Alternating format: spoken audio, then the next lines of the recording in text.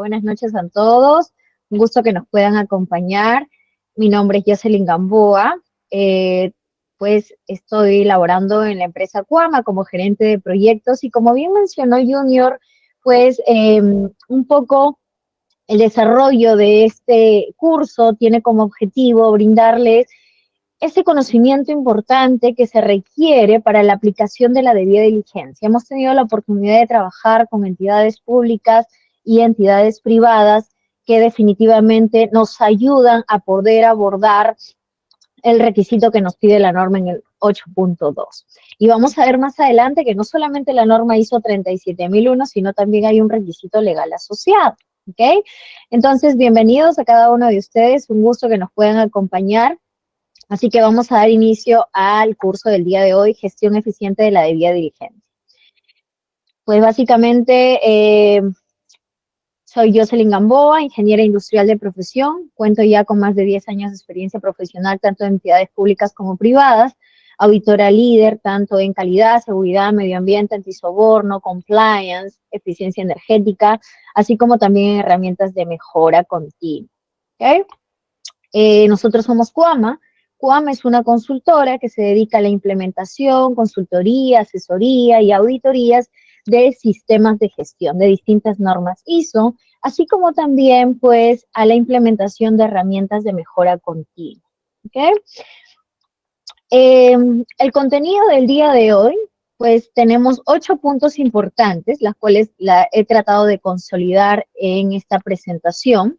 Y como primer punto vamos a ver brevemente qué es un sistema de gestión antisoborno, a qué se refiere, ¿no? La estructura de esta norma. Como un tercer punto vamos a ver las ventajas de una eficaz debida diligencia, ¿no? ¿Cuáles son esos beneficios que nosotros tenemos el tener una correcta debida diligencia? Porque no solo es hacer una debida diligencia, el famoso due diligence, no, también hay que hacerlo bien, ¿ok? En un punto 4 vamos a ver el requisito 8.2 en específico. ¿Qué nos pide la norma ISO 37001 con respecto a la debida diligencia?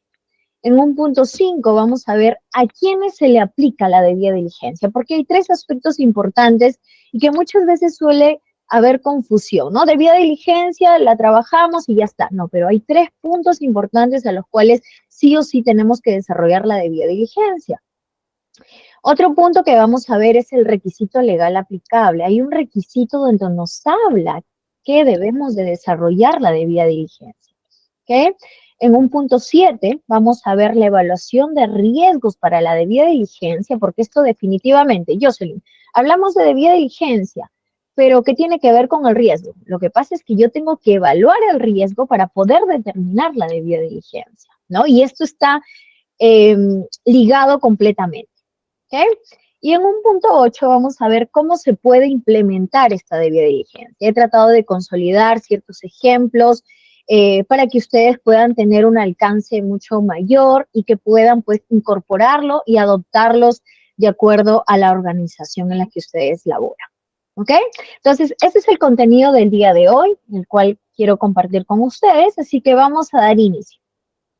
Recuerden, el sistema de gestión antisoborno es un sistema de gestión voluntario, no es obligatorio, pero bajo la premisa del requisito legal asociado, pues ya nos habla de un modelo de prevención. Entonces, prácticamente cualquier entidad pública o privada es importante que tenga este modelo de prevención. Y al decirte este modelo de prevención, pues básicamente ten tu norma ISO y certifícalo, ¿no?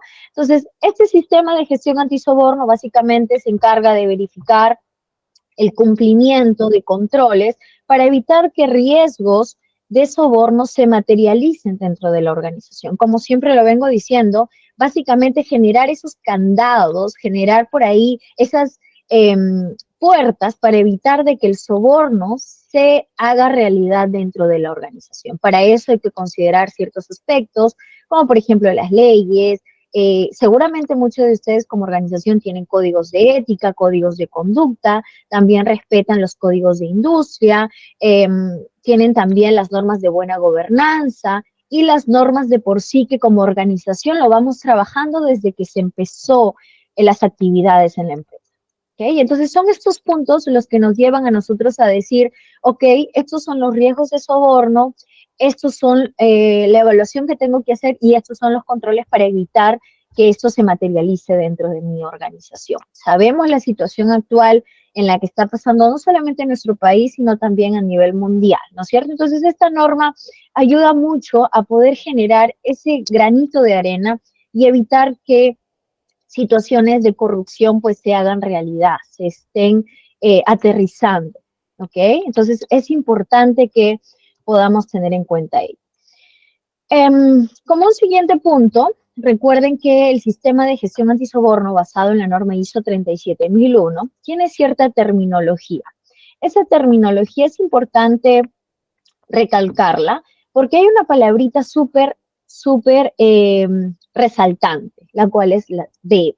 ¿Okay? Debe es básicamente un requisito que sí o sí lo tengo que cumplir, que sí o sí tengo que ejecutar y que tengo que tener la evidencia que efectivamente lo estoy cumpliendo. ¿Ok? Entonces, bajo esta premisa vamos a ver cómo en el 8.2 más adelante nos habla de ese debe. ¿Okay? Luego tenemos, pues, por supuesto, el debería, que es una recomendación, el puede, que es un permiso. Entonces, vamos a enfocarnos en esa palabra del debe. ¿Ok? Como un siguiente punto, tenemos la estructura de esta norma, de la norma ISO 37001. ¿No? Tenemos 10 requisitos, que seguramente ustedes ya lo conocen, ¿no? Y es aplicable a partir del número 4. Jocelyn, ¿por qué es aplicable a partir del número 4? Pues básicamente porque allí es donde nos empieza la palabrita resaltante que les dije hace unos segundos, el debe, ¿no? Básicamente 1, 2 y 3 son definiciones, referencias normativas, ¿no es cierto? Entonces, el debe empieza a partir del número 4. Eso significa que yo tengo que empezar a tener evidencia desde el requisito número 4 en adelante, es decir, al capítulo número 10. ¿Okay? En el capítulo número 4, básicamente tenemos del 4.1 al 4.5, no vamos a andar ahí porque el foco de este curso es básicamente el 8.2. ¿Okay? Entonces luego tenemos el capítulo número 5, directamente para la alta dirección u órgano de gobierno. Capítulo 6, la planificación, como yo planifico las acciones para evitar que riesgos de soborno se materialicen, cómo me planteo los objetivos que quiero alcanzar. Tengo el capítulo 7 también, los recursos que requiero para que mi sistema camine. No solamente hablamos de recursos económicos, sino también recursos humanos, recursos tecnológicos, entre otros. ¿Okay? Comunicación, ¿no? ¿Cuáles son esos lineamientos que yo necesito comunicar, que yo necesito compartir y que necesito, por supuesto, evidenciar? Y con eso, pues, doy por sentado que estoy cumpliendo ese deber, porque definitivamente la comunicación ayuda a que el personal tome conciencia, que interiorice, que se dé cuenta que esto existe y que esto puede pasar, ¿no es cierto? Entonces, hago que se dilate o que de alguna forma se mitigue el riesgo de soborno. ¿Okay? Y como información documentada es toda la documentación que se requiere para que el sistema de gestión siga caminando. En el capítulo 8, que es la parte operativa, ¿no? Ahí tenemos del 8.1 al 8.10. ¿Okay?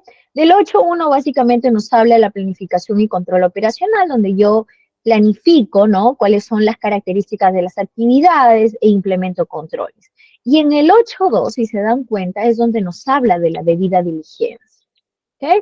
Luego tenemos controles financieros, no financieros, ¿no? Como su nombre lo dice, la parte económica, la no económica, implementación de controles antisobornos, compromisos antisobornos, los regalos, ¿no? Yo tengo que sí o sí definir y delimitar qué voy a aceptar, qué no voy a aceptar, ¿no? Por supuesto, evitando de que un hecho de soborno se materialice dentro de la organización. ¿Okay? Luego también tenemos gestión de controles antisobornos inadecuados, planteamiento de inquietudes y la investigación del soborno en caso pues hubiese. ¿No? Luego tenemos el capítulo 9, evaluación del desempeño, el comportamiento del sistema de gestión antisoborno, la auditoría interna, ¿no? Nosotros tenemos que desarrollar este proceso sistemático para evaluar el cumplimiento de cada uno de los requisitos que previamente hemos implementado. La revisión por la dirección, donde la alta dirección revisa pues que efectivamente se está cumpliendo con los objetivos, y la revisión por la función de cumplimiento, donde la persona encargada pues tiene que velar a que se cumpla cada uno de estos requisitos. Y el requisito número 10 nos habla de la mejora, ¿no? Ya no conformidad es un incumplimiento o un requisito y viene la mejora continua. Son aquellos aportes que me ayudan al espíritu de la norma, que es la mejora continua. ¿Ok? Entonces le vamos a dar foco, si se dan cuenta, al 8.2 de vida diligente. ¿Ok? ¿Cuáles son las ventajas de una eficaz debida diligencia? ¿Okay? El famoso due diligence. Pues básicamente me va a ayudar a identificar y gestionar las áreas que yo tengo y que podría tener un riesgo en esas áreas. ¿Okay? Y es importante identificarlas. Me va a proporcionar transparencia, me va a ayudar a tener mayor información. Asimismo, también me va a ayudar a mejorar las relaciones entre las organizaciones con las cuales yo estoy tratando. Va a ayudar a proporcionar una imagen general de las operaciones de la organización y me va a ayudar a garantizar un trato más sólido y una transacción mucho más fluida. ¿Okay? Entonces, estas son las ventajas que nosotros vamos a tener si realmente trabajamos en una correcta debida diligencia. ¿Okay? Bien, vamos ahora al requisito 8.2 de la norma ISO 37001 de debida diligencia. Básicamente, en esencia, lo que nos dice la norma es que cuando la evaluación del riesgo de soborno de la organización ha identificado más que un riesgo bajo de soborno, o sea, más que bajo, tengo que considerar determinadas categorías de operaciones, proyectos o actividades, relaciones existentes o planificadas con categorías, ya sea socios de negocio o del personal. ¿Okay? Esta debida diligencia yo la tengo que hacer de forma preliminar y también cuando ya estoy en ejecución de esa relación, ya sea con el proyecto, ya sea con el socio de negocio o ya sea con el personal. ¿Ok? Eso hay que tenerlo claro porque muchas veces lo que encontramos es la debida diligencia preliminar. Ya, pero ¿qué pasa? El proyecto dura pues un par de años, ¿no? Entonces este par de años yo lo hice al inicio. ¿Y qué pasa durante? ¿No? Entonces también hay que generar esa evidencia correspondiente. ¿De acuerdo? Entonces vamos ahora, ¿qué nos dice exactamente la definición, ¿no? Proceso para evaluar con mayor detalle la naturaleza y el alcance del riesgo de soborno, especialmente para aquellos que superan riesgo por encima de lo bajo. ¿Ok?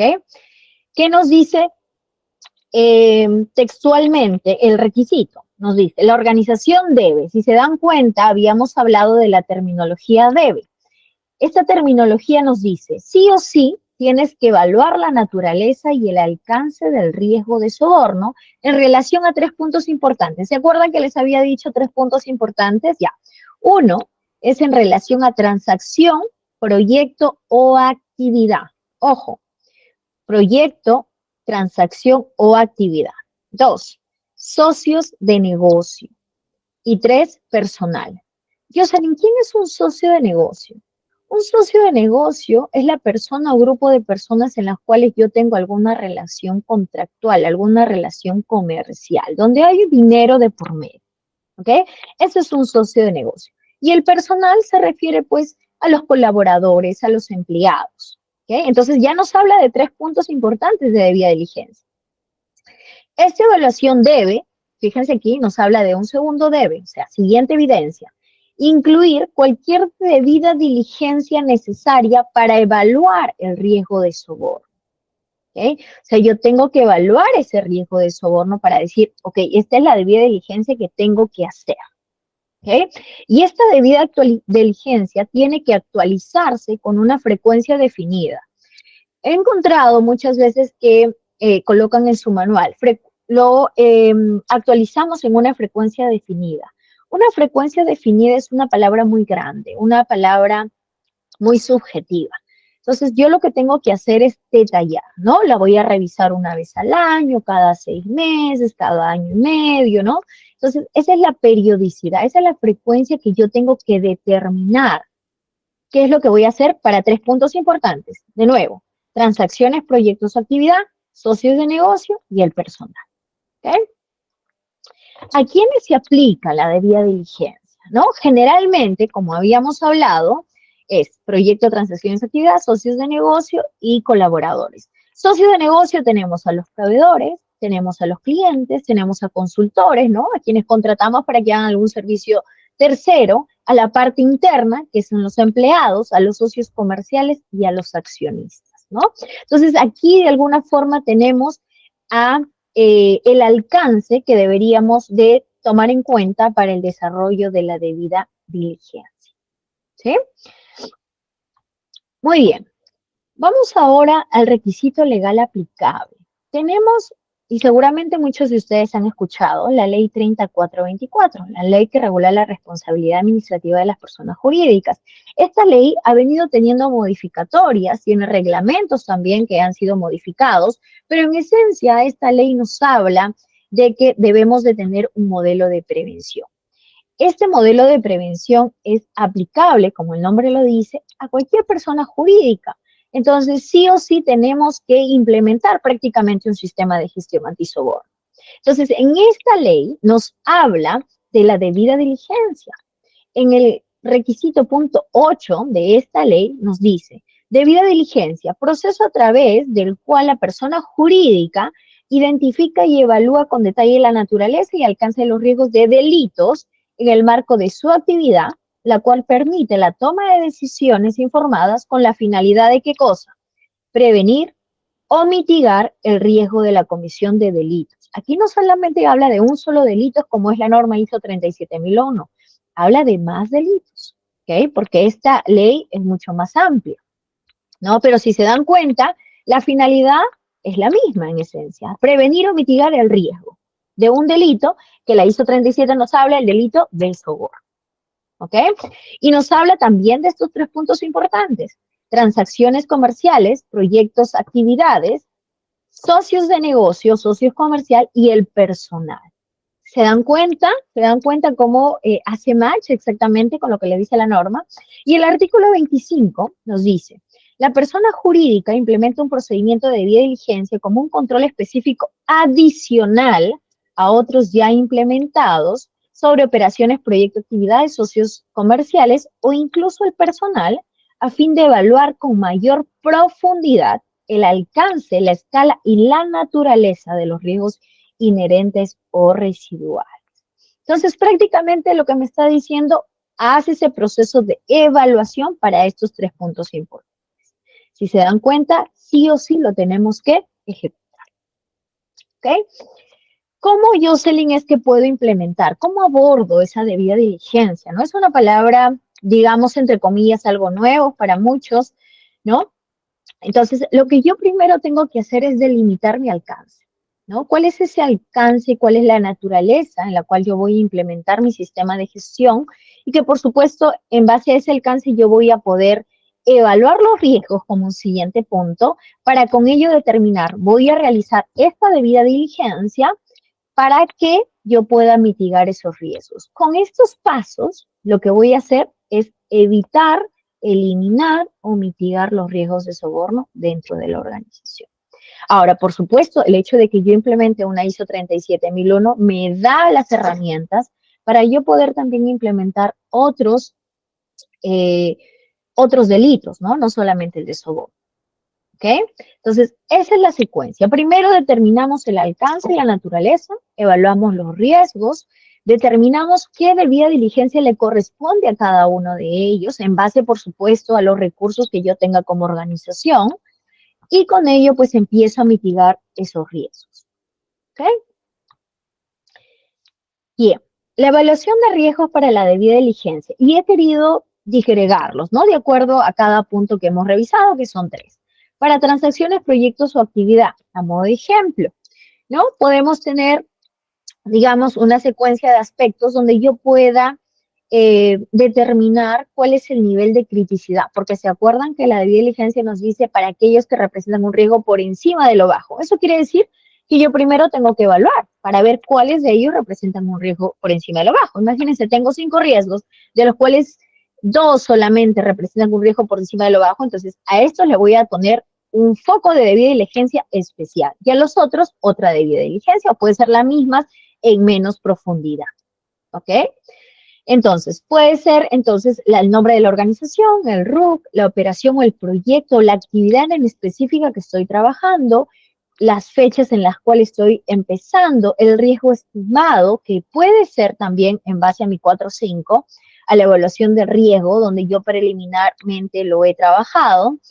Identifico si es que esa organización posee controles, ¿no? Especialmente los proyectos que voy a empezar a trabajar, eh, la solicitud de controles también, la documentación que ellos me han presentado, de repente ellos ya tienen política, ellos ya tienen su sistema certificado, ya llevan tantos años con este proceso de implementación. Entonces son aspectos que vienen a sumar a este sistema de gestión antisoborno y que me da a mí un panorama mucho más claro de evaluación del riesgo de soborno para identificar si representa un riesgo por encima de lo bajo ese proyecto, esa transacción o esa actividad.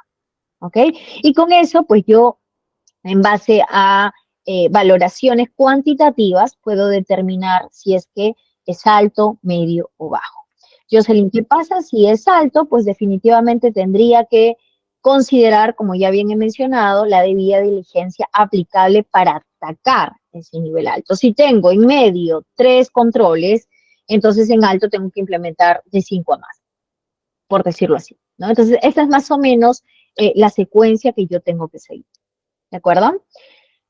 Vamos al siguiente punto, para los trabajadores, colaboradores o para los empleados, ¿no? También de la misma forma yo podría implementar un checklist, una tabla donde yo pueda determinar criterios y pueda decir si efectivamente este puesto representa un riesgo por encima de lo bajo, representa un riesgo medio o un riesgo bajo. ¿Okay? Como por ejemplo, podría ser tomar o influir en las decisiones en nombre de la organización. Esta persona lo hace, este puesto lo hace, sí o no, le pongo una ponderación y con eso pues ya me da una valoración que en la sumatoria me va a ayudar justamente a poder determinar si la criticidad es alta, media o baja. La comunicación directa, hay comunicación directa con el personal, con áreas críticas de la organización, hay gestión de la parte económica, tiene involucramiento con uso de cajas chicas, con de repente alguna solicitud económica, ¿no? Entonces, todo eso lo tenemos que considerar para poder determinar la criticidad. ¿Okay? Luego también tenemos para los socios de negocio, ¿no? Habíamos mencionado que también tenemos que hacer la debida diligencia para los socios de negocio. De la misma forma, lo que podemos hacer es una implementación de aspectos a considerar para determinar la criticidad del socio de negocio y con ellos definir, pues, si efectivamente les corresponde estos controles como debida diligencia. ¿Ah? Por ejemplo, el personal tercero, ¿no? Posee control sobre el socio de negocio posee o cuenta ya con un sistema de gestión antisoborno, ha implementado, ha certificado, tiene controles, se le puede al menos exigir ciertos controles si es que no están implementando un sistema de gestión, firma las declaraciones juradas, los compromisos, siempre está apoyando en temas pues de toma de conciencia, siempre está participando y solicitando información. Entonces, bajo esos criterios, ustedes le dan una valoración, se pondera y podría tenerse una criticidad. Ojo, este es a modo de ejemplo. Hay muchos factores que nosotros trabajamos durante la asesoría, pero he querido consolidar aquí alguno que puede ser sencillo y ustedes lo puedan trabajar y en su día a día puedan identificar otros aspectos mucho más importantes que ayuden a determinar el nivel de criticidad para con ello, ¿qué cosa? Poder determinar los controles de la debida diligencia. ¿Okay? Ahora, ¿cómo es que voy a implementar yo en la debida diligencia? Me queda claro que tengo que hacerlo proyectos, actividad, transacciones, socios de negocio y los colaboradores. Me queda claro que tengo que primero evaluar el riesgo de soborno, ¿no? Para poder determinar en estos 3 puntos quiénes representan un riesgo por encima de lo bajo y con ello, pues, implementar controles. ¿Y esos controles qué cosa va a ser? La debida diligencia. ¿ok? Entonces, podemos empezar diciendo para socios de negocio, por ejemplo, revisión en Infocor, ¿no? Verificación dentro de las listas de interés, las listas internacionales sobre hechos de corrupción, verificar la relación de la OCE sobre empresas sancionadas por corrupción, verificación del comportamiento de los responsables legales. Miren la importancia de los responsables legales. Analizar la reputación en el mercado de esa organización, revisión de la gestión de contratos, registros fiscales y financieros, colectar y analizar noticias negativas y de sanciones, ¿no? Fácilmente yo tengo acceso a cualquier pues pantalla y poder determinar en Google, ¿no? Tal empresa y me sale toda su información y con eso pues yo puedo generar esta debida diligencia.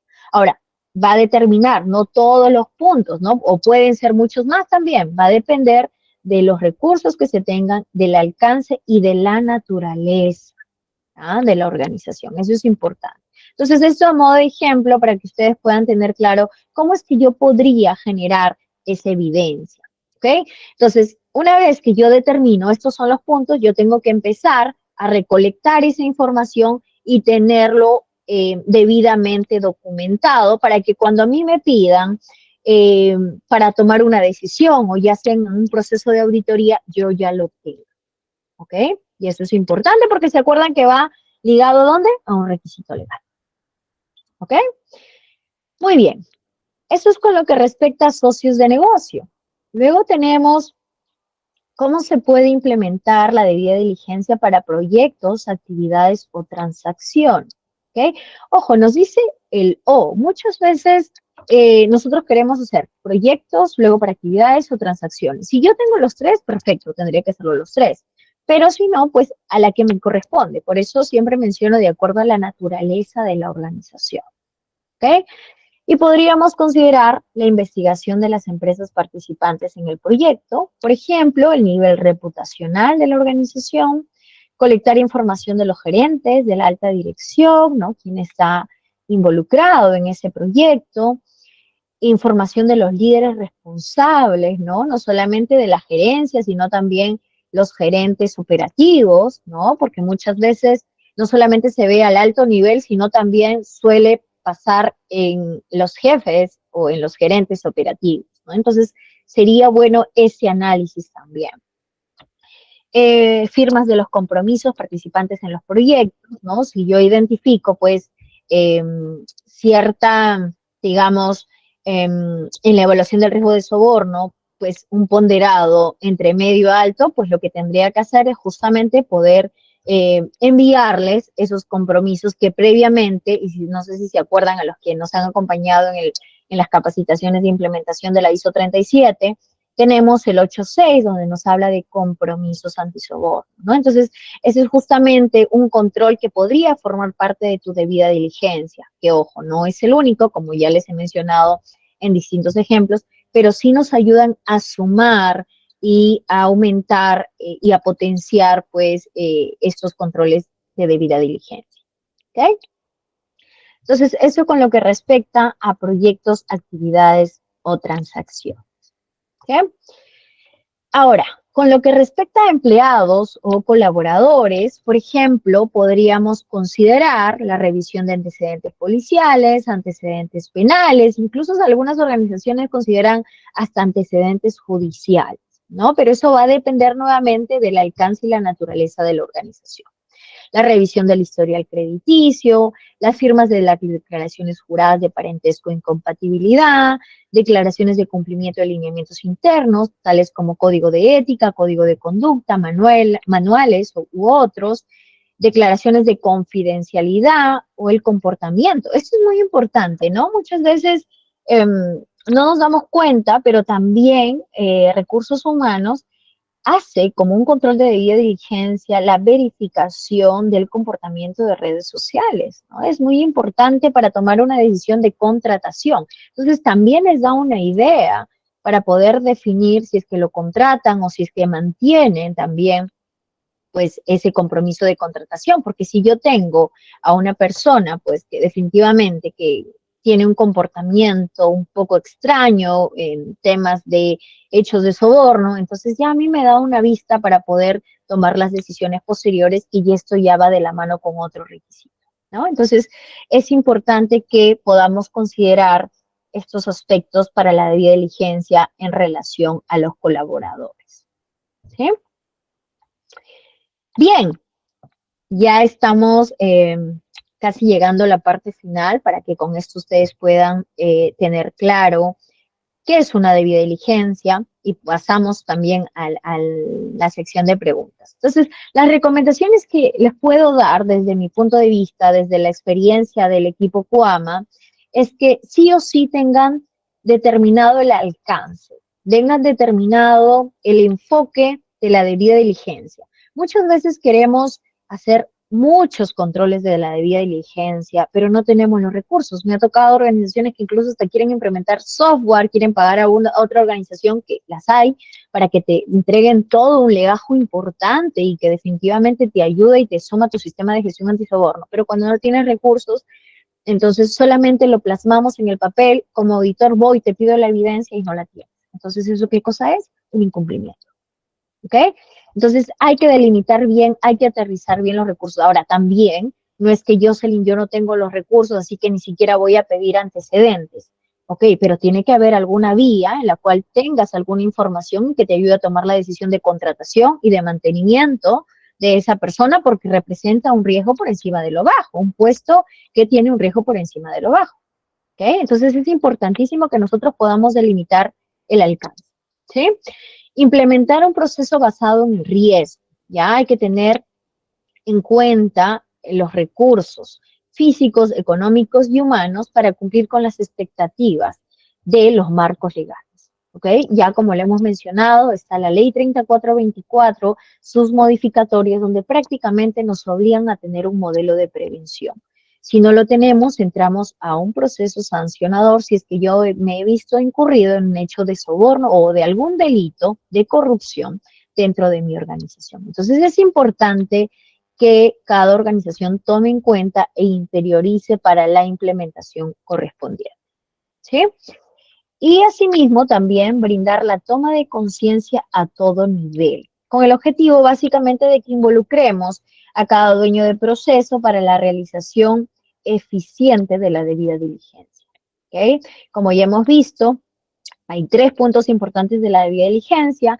Hemos conocido también la definición de la debida diligencia, cómo es que podemos implementar, cuál es la ventaja de una correcta debida diligencia y que definitivamente me va a ayudar pues a tener una menor clasificación o en todo caso un menor riesgo de soborno dentro de mi organización. ¿Ok? Y aprovechando también ese punto, quería comentarles que estamos brindando el curso de implementador líder ISO 37001.